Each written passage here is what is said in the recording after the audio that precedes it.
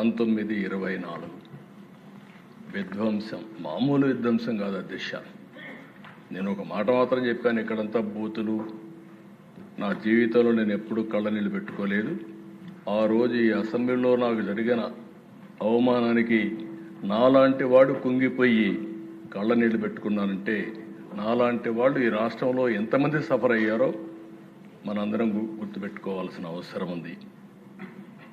ఆడ బిడ్డల్ని ఎక్కడికక్కడ అనూహ్యంగా ఇష్టానుసారంగా మాట్లాడే పరిస్థితి.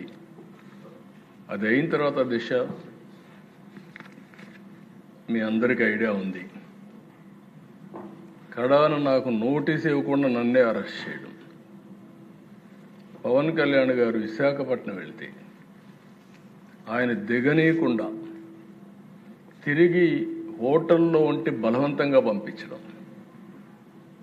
అలాంటి నాయకులు ఇప్పుడు నీతులు మాట్లాడే పరిస్థితికి వచ్చారు. నేను ఒకటే చెప్పాను అధ్యక్ష, నేను ఏ పని చేసినా, మా ఉప ముఖ్యమంత్రి కానీ కొండే వాళ్ళందరూ కానీ ఏ పని చేసినా ప్రజలను దృష్టిలో పెట్టుకొని చేస్తాను తప్ప నాయకుల్ని పార్టీల్ని దృష్టిలో పెట్టుకొని కాదని మరొక్కసారి మీ ద్వారా ప్రజలందరికీ విజ్ఞప్తి చేస్తున్నాను అధ్యక్ష.